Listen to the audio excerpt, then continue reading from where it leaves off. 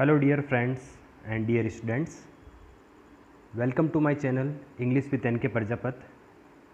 जैसा कि हमारे इस चैनल पर क्लास 10th और 12th बोर्ड के इंग्लिश के जो भी स्टडी मटेरियल हैं, चाहे वो लेसन्स हो, पोइम्स हो, ग्रामर रिलेटेड हो, राइटिंग से रिलेटेड टॉपिक हो, वो सब मैं अवेलेबल कराता रहता हूँ इस चैनल के थ्रू।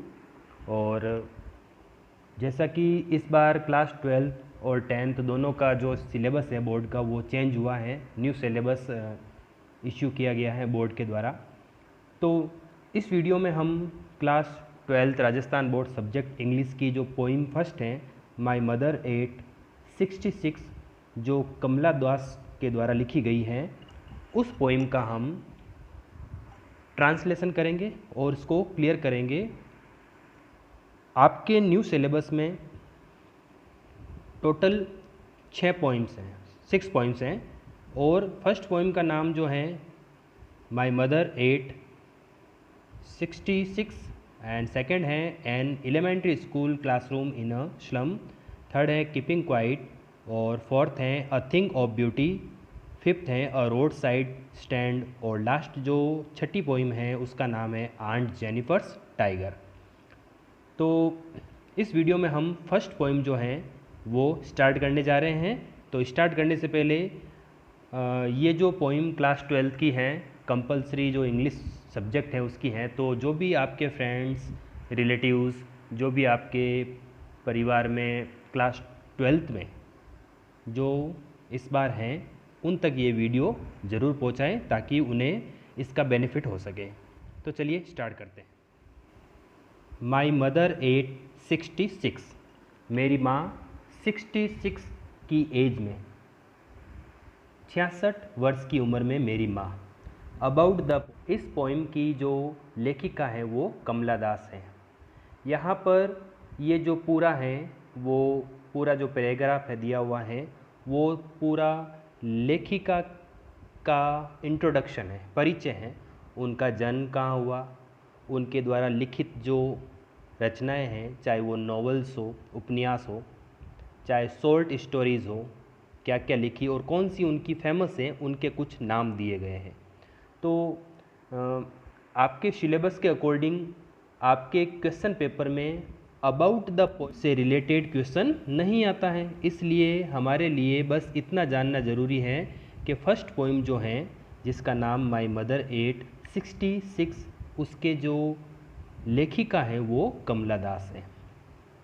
तो चलिए हम इस पोइम को लाइन बाय लाइन स्टार्ट करते हैं और आप इस पे पूरा ध्यान दें, पूरा फोकस दें और आप अपनी बुक को पास रख के वहाँ पर रीडिंग कर सकते हो और जो मैं आपको पढ़ा रहा हूँ, रीडिंग कर रहा हूँ, आप सुने और समझें।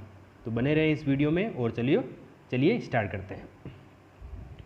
Before you read, ageing is an natural process. उम्र का बढ़ना एक प्राकृतिक प्रक्रिया है। सबकी उम्र जो है वो बढ़ती है, ऐसा कोई नहीं है जो कि बच्चा है वो बच्चा ही रह जाता है या युवा है वो युवा ही रह जाता है। तो बचपन से युवावस्था की तरफ, युवावस्था से वृद्धावस्था की तरफ, ये एक नेचुरल प्रोसेस है। हैव यू एवर थॉट, क्या आपने कभी सोचा है, what our elderly parents expect from us, कि हमारे जो वृद्ध माता पिता हैं वो हमसे क्या आशा रखते हैं, क्या आपने कभी ऐसा सोचा है।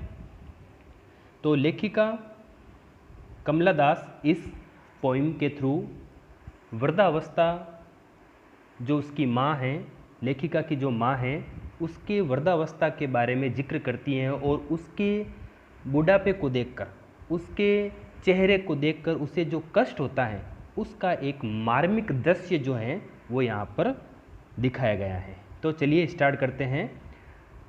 Driving from my parents home, मेरे माता पिता के घर से ड्राइविंग करते हुए यहाँ पर ऐसा बताया गया है कि जो पोइट है, लेखिका है, वो खुद ड्राइव कर रही हैं व्हीकल और वो कहाँ से रवाना हुए हैं, पेरेंट्स होम, अपने घर से।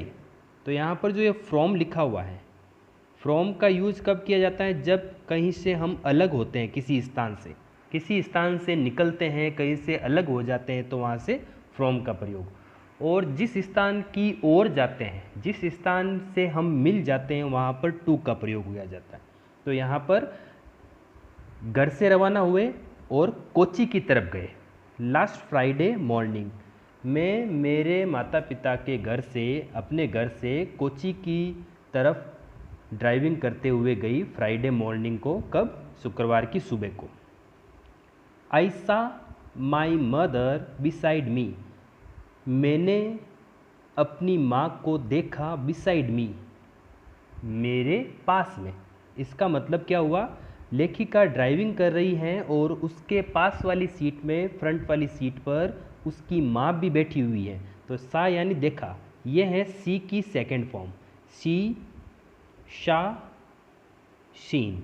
ओके, तो सा यानी देखा, जो पास्ट इंडेफिनेट में लिखा हुआ सेकंड फॉर्म लिखी हुई है, तो उसके पास बैठी हुई अपनी माँ को देखा। बिसाइड यानी पास में प्रेपोजिशन है, और वो क्या कर रही है? उसकी माँ डोज, झपकी ले रही है, नींद आ रही है। ओपन माउथड, उनका मुंह खुला हुआ है। हर फेस एसन, और उनका चेहरा सफ़ेद पड़ा हुआ है। Like that of a corpse, मानो कि एक लाश के समान, एक शव के समान। कॉप्स का मतलब क्या होता है? शव, मृत। उसके समान उनका चेहरा दिखाई देता है, उसकी माँ का। एंड रियलाइज्ड विथ पेन, और मुझे पेन महसूस हुआ। तो फील का मतलब, सॉरी, रियलाइज का मतलब यहाँ पर क्या है? फील करना, महसूस करना। तो मुझे कष्ट महसूस हुआ, दर्द महसूस हुआ। दैट सी वॉज, कि वह थी। एज ओल्ड, इतनी बूढ़ी, इतनी वृद्ध। एज सी लुक्ड, जितनी वो दिखाई देती थी।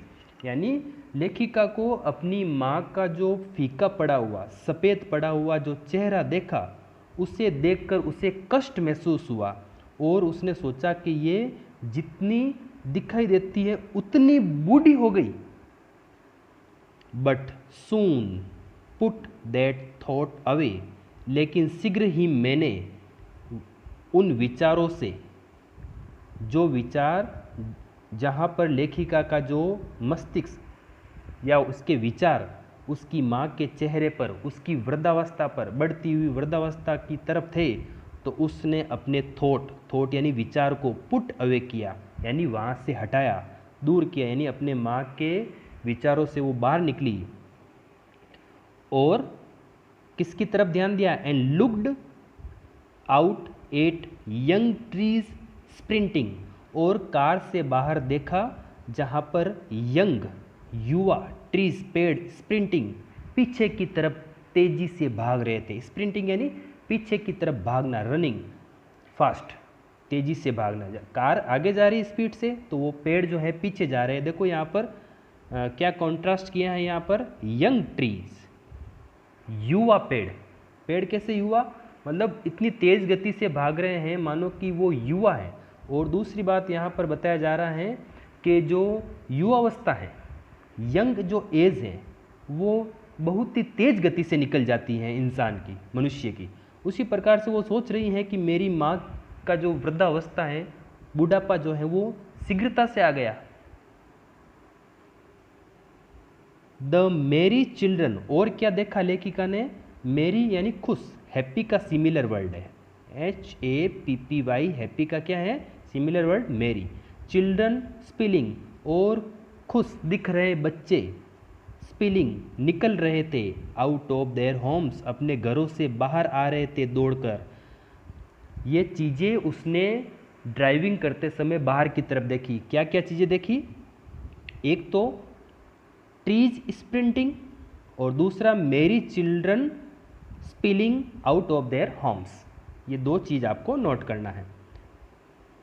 But after the airport security check, फिर मैं एयरपोर्ट पहुंची, तो वो अपने घर से कहाँ पर गई थी? कोच्चि एयरपोर्ट पर गई थी, वहाँ से उसे फ़्लाइट लेनी थी। तो वहाँ पर सिक्योरिटी के चेकअप करने के बाद, ठीक है, स्टैंडिंग, मैं खड़ी थी, अ फ्यू यार्ड्स अवे, कुछ गज की दूरी पर मैं खड़ी थी। अवे का मतलब दूर। I looked again at her, मैंने फिर से उनकी तरफ देखा, हर उसकी माँ की ओर। सी का पॉजेसिव क्या होता है या प्रोनाउन क्या होता है, सी हर, ठीक है। प्रोनाउन यानी उसका ऑब्जेक्टिव फॉर्म हर, ठीक है। I looked again at her, मैंने फिर से मेरी माँ की तरफ देखा, ठीक है। यहाँ पर एट प्रीपोजिशन दिया हुआ है, क्या दिया हुआ है, एट। जब हम किसी की तरफ या किसी की ओर देखते हैं तो एट प्रीपोजिशन का यूज किया जाता है। किसका किया जाता है, एट प्रीपोजिशन का। जैसे बोला जाता है लुक एट मी, मेरी तरफ देखें। Look at the board, board की तरफ देखें। लुक एट द हिल्स, उन पहाड़ियों की तरफ देखें। तो यानी ऐसे अर्थ में हमें एट प्रीपोजिशन का यूज करना होता है। अब मैंने अपनी माँ को फिर से देखा जिसका चेहरा वैन, वैन का अर्थ देखो यहाँ पर नीचे वोकेब में लिखा हुआ है कलरलेस। कलरलेस का मतलब क्या होता है, रंगहीन, यानी जिसका कलर उड़ गया हो। यानी उस लेखिका की माँ का जो चेहरे का रंग जो है वो उड़ गया है, सफ़ेद पड़ा हुआ है, पेल, पीला या फीका पड़ा हुआ। और उस माँ के चेहरे की तुलना लेखिका ने किसके साथ की है, as a late winter's moon. यानी लेट विंटर का मतलब होता है, विंटर यानी सर्दी, लेट यानी जाती हुई, यानी अब सर्दी खत्म हो रही है, सर्दियों के दिन खत्म हो रहे हैं। तो ऐसे दिनों में जो चंद्रमा होता है फीका पड़ा हुआ, उसी के समान उसकी माँ का चेहरा जो है वो रंगहीन दिख रहा था। फेल्ट दैट ओल्ड, और मैंने अपने माँ के फीके पड़े हुए चेहरे को देखकर फेल्ट महसूस किया। यह है फील की second form, FEEL, feel, felt, felt. Third and second form same है, फील, फेल्ट, फेल्ट। मैंने महसूस किया। ओल्ड, फैमिलियर, एक, उसी पुराने, ओल्ड यानी पुराना, फैमिलियर यानी परिचित, एक का मतलब होता है कष्ट। मुझे वही पुराना कष्ट महसूस हुआ, कौन सा, माई चाइल्डहुड्स फियर, मेरे बचपन का भय मुझे महसूस हुआ। यानी यहाँ पर लेखिका ये दिखाना चाहती हैं कि मैं अपने माँ के फीके पड़े हुए मर्त जैसे चेहरे को देखकर बहुत ही चिंतित हुई, मुझे पीड़ा हुई और मुझे वही बचपन का डर सताने लगा कि कहीं मैं अपनी माँ को खो ना दूँ, उनकी मृत्यु ना हो जाए। तो उसकी मृत्यु से लेखिका को डर सा लगा हुआ है। But all I said was, लेकिन उस समय जो भी मैंने कहा, सेड यानी कहा, किसकी सेकंड फॉर्म है, SAY, से, सैड, सैड। जो मैंने कहा, सी यू सून अम्मा, उसने कहा, लेखिका ने, सी यू आपसे मिलूंगी, सून शीघ्र, अम्मा, अम्मा मदर, माँ मैं आपसे शीघ्र ही मिलूंगी। तो यहाँ पर जो सी लिखा हुआ है, सी का मतलब होता है, का अर्थ देखना भी होता है और मिलना भी होता है। तो यहाँ पर सी का जो मीनिंग है वो मिलने से है। तो माँ को कहा मैं शीघ्र आपसे मिलूंगी, और ऐसे कहते हुए लेखिका वहाँ पर अलविदा कहती हैं और कुछ नहीं कहती हैं, अपने मन में दर्द छुपाए हुए, लेकिन वो बता नहीं रही है अपनी माँ को। लेकिन उसके चेहरे पर क्या था, ऑल आई डिड, जो भी मैंने अपनी वहाँ पर किया। डिड किसकी सेकंड फॉर्म है, do, do, did, done, do, did, done. तो मैंने जो कुछ भी किया वो था, वो smile and smile and smile. मैं केवल अपने चेहरे पर एक मुस्कुराहट लेकर मेरी माँ को मैंने अलविदा कहा और कहा शीघ्र ही मैं आपसे मिलूँगी। तो ये एक लेखिका के मन में अपनी माँ के प्रति एक दर्द भरा, एक कष्ट भरा जो भाव था वो उसने प्रकट किया है कि कैसे बुढ़ापे ने उसकी माँ को घेर लिया है। उसके चेहरे से लग रहा है कि बुढ़ापा उसके ऊपर हावी हो गया है, और उसने ये जाहिर करने की कोशिश की है कि क्या मेरी माँ जो है वो मुझे छोड़कर चली जाएगी, क्योंकि उसने अपनी माँ का चेहरा बचपन से ही देखा था और वो अपने माँ के चेहरे को देखकर खुश होती थी। तो आज उसी चेहरे को ऐसा मुरझाया हुआ देखकर उसे बहुत ही कष्ट महसूस हो रहा है, पेन हो रहा है, एक हो रहा है। Okay dear friends, and students, ये थी हमारी पोइम नंबर फर्स्ट जो हमने क्लियर कर ली है। यहाँ पर 2 वोकेब के वर्ड्स दिए हुए हैं, स्प्रिंटिंग, शॉर्ट फास्ट रेस, एक छोटी सी तेज़ दौड़ या रनिंग दौड़ना, वैन कलरलेस।